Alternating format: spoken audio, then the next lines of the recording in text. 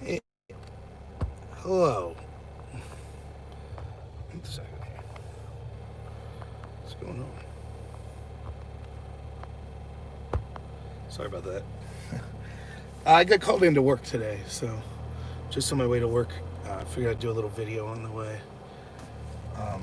Another bad night in the country. In Portland, who would have thought? So I'll be putting a video out probably later today. It's an absurd video. I can't believe I have to put it out. But it's on the difference so far and Kyle Rittenhouse looking to use self-defense against people that were attacking and trying to kill him versus this Portland shooter. And I'll go through these reasons real quick. But I'll put out a longer video on this. So here's some of the differences that you see. One, let me first say I've been quite clear that I didn't want anyone to die, even Antifa, Black Lives Matter people. I don't want that at all, period. Even if I despise them and think they're domestic terrorists, many of them, which they are, I don't want them to be shot and killed. They should face justice through the legal system.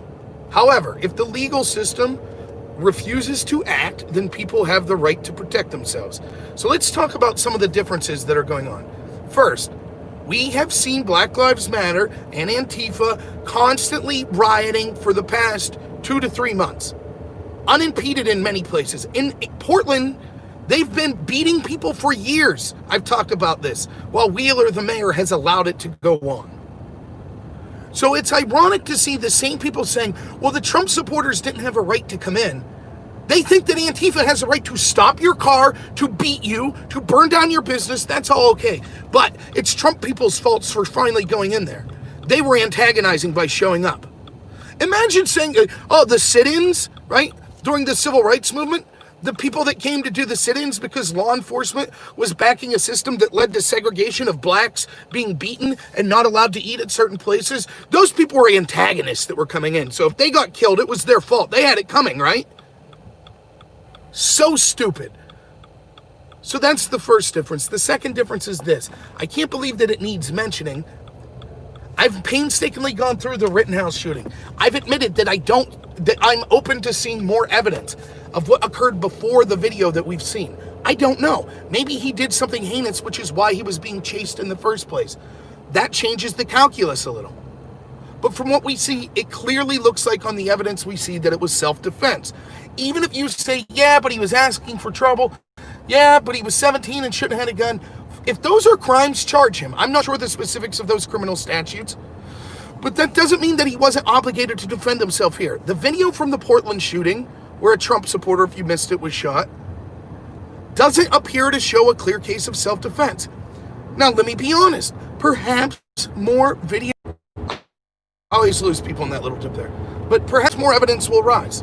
I'm willing to say more evidence could rise in both cases. But in this Portland case, maybe more evidence will rise. That the Trump supporter that was killed, maybe he drew down and shot at this guy. Or he attacked him in some way.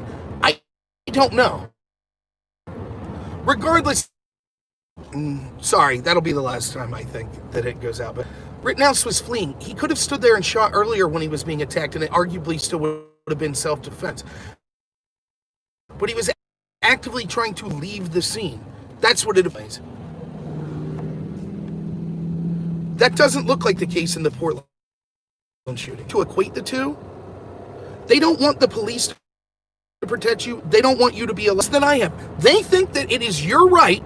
This is where your rights are. If you get approached by an Antifa or Black Lives Matter mob, you have to take your beating. And if they kill you, so be it. You don't have the right to flee. You don't have the right to defend yourself. You don't have the right to want the cops there. You don't have the right to protect your property. All you do is have the right to be beat. You don't even have the right to have a march. You don't even have the right to gather, or that's considered violence. So the actual violence of attacking you, beating you, burning down your property, you're not allowed to defend yourself. But if you support Trump and wear a MAGA hat, that's violence. And they have the right to kill you for that. That's what they believe. So we'll see if more evidence comes out, but that's clearly the difference that I see right now. Number 3, I did not celebrate the death of any of the people that Rittenhouse shot. But you have to understand, one of the things that came out was that some of the some of the people that he shot had child sex charges, domestic abuse charges, and things like that. If it turns out that this Trump supporter that was shot had child sex abuse charges, I'm sure you'll see people say, good, then he got what he had coming. I don't agree with that. I don't. I didn't agree with it in the previous statement. Now, what I've said all along with George Floyd, with Blake, with anyone that's shot in any of these situations, their violent past doesn't justify or factor in to if they're shot in the moment. Now, it's a reason not to celebrate them as heroes, but so we'll see. That's the other difference. And then the last difference, which is key, is show me after Kyle shot someone, ralliers.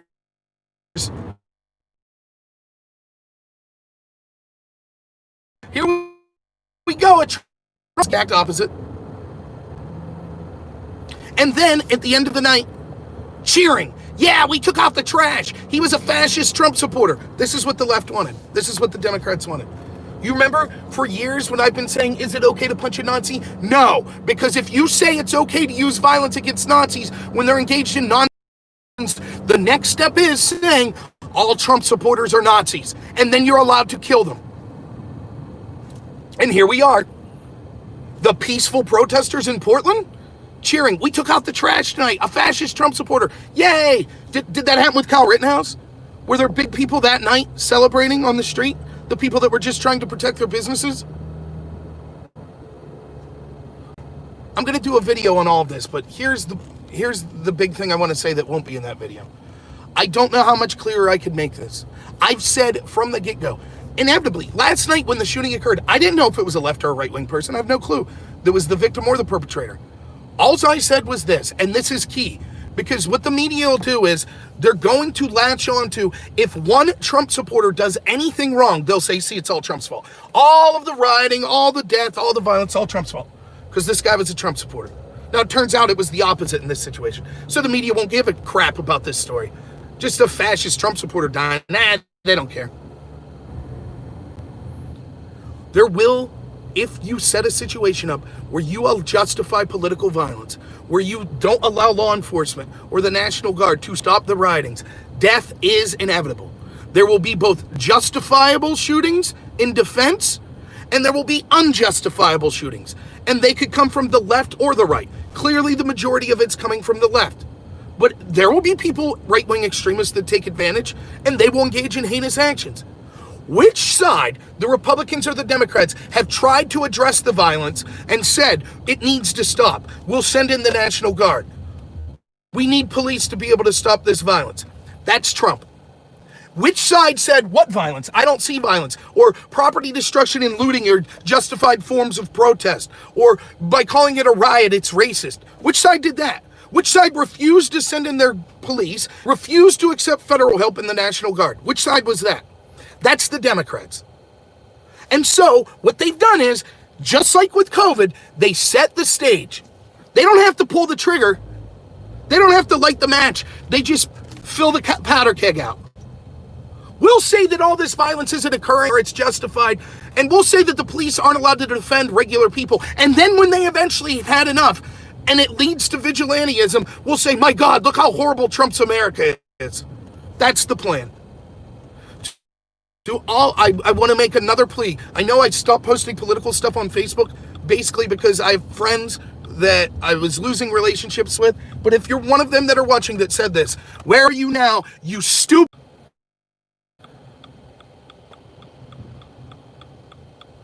Sorry about that. I'm almost at work anyways. But where are you now? I was the fascist because I said, you can't allow political violence like this. You can't allow rioting and stuff. People will inevitably defend themselves. That's the last thing I want. I don't want it to result in vigilante justice. I don't want to see anyone die. But the only thing that will stop the mob is force. Hopefully it'll be force from police that would lock them up, those that are engaged in the terrorism. But if you say no, no, we don't want the police or the National Guard doing that. I said, it's going to lead to deaths. And you people called me a fascist. My friends. Where are you now? How many bodies will satisfy you?